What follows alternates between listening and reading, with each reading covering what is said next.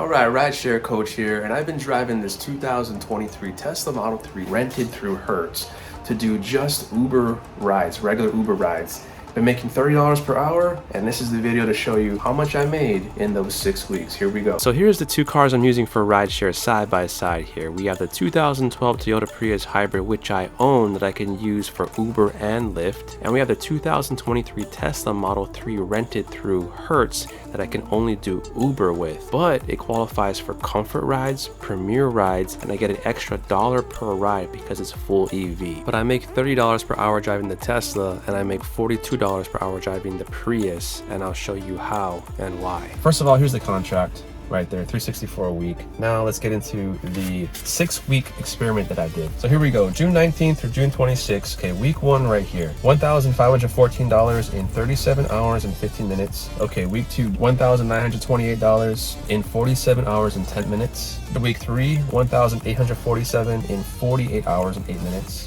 Okay, week 4, $1,990 in 48 hours and 44 minutes. Week 5, $1,822 in 50 hours and 19 minutes.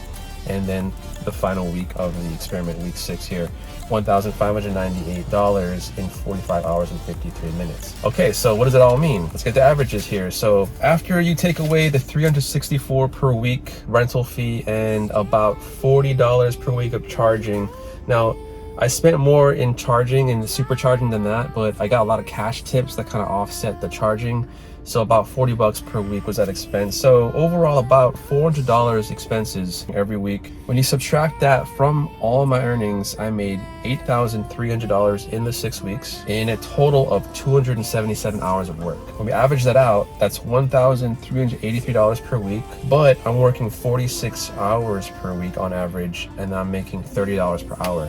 Now, I'm gonna put a playlist of all the videos I made of my prior 8 weeks experiment with the Toyota Prius that I own right back there. Now that is Uber and Lyft, no rental fees, right? I made about the same amount of money per week, about $1,400, but the thing is, I was only working 34 hours per week compared to 46. I'm working an extra 12 hours per week to make the same amount every week with this Tesla. And that's because I'm only making 30 per hour in the Tesla when I was making 42 in the Prius. So that's the comparison breakdown there. Now, obviously it sounds like, driving my 11-year-old Prius is better, but there are some benefits to this car. First of all, look at it. It's nice. Look at the back view. You got the glass roof. You have this giant iPad here. It's a 2023, only had 4,000 miles when I got it. And you're not putting wear and tear on your actual vehicle, okay? And if anything maintenance-wise happens, then the Hertz will take care of it. So you have those perks, and it's a better experience for myself and my passengers overall, because it's a fresh, clean, new car, and it's got a good kick to it, good acceleration. Passing cars in situations is a lot safer and more enjoyable when you have that extra acceleration. Another thing is you can use it for your personal use. Now, if you have no car at all, this is a no-brainer. If you have a garage on top of that where you can install a charging station, it's a super no-brainer. For me, I had no garage. I got to rely on the superchargers, which cost about $30 for a full charge. This gets about 262 miles range, but actually when you run the AC, it's more like 200, 210. I can't spend 10 hours sitting around with a free charger, and I have no garage.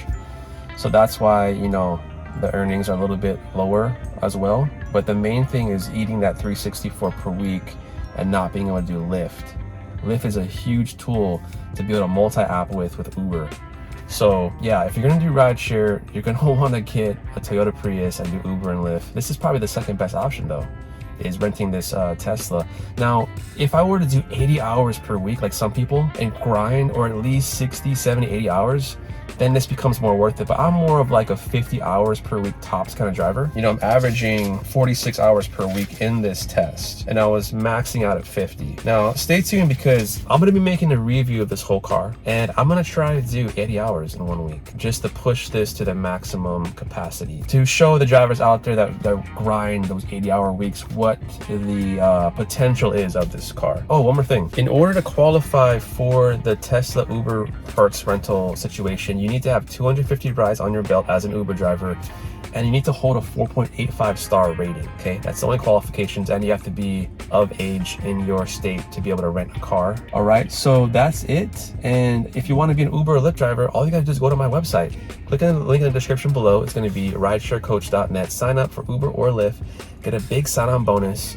When you do that, hit me up on Instagram, instagram.com/NephiJames, DM me and say, hey, I signed up through your site. I'm ready to do my rides. Now I'm gonna give you a 30-minute coaching call for free, give you all my tips and tricks of the past 6 years. And then when you finish your rides on time, if you do, I'm gonna give you 25% of what Uber and Lyft pay me to sign you up, okay? Hope you guys enjoyed it. Leave any comments below. Make sure you like, comment, subscribe. And I'm the Rideshare Coach. My name's Nephi James. I'll see you in the next video.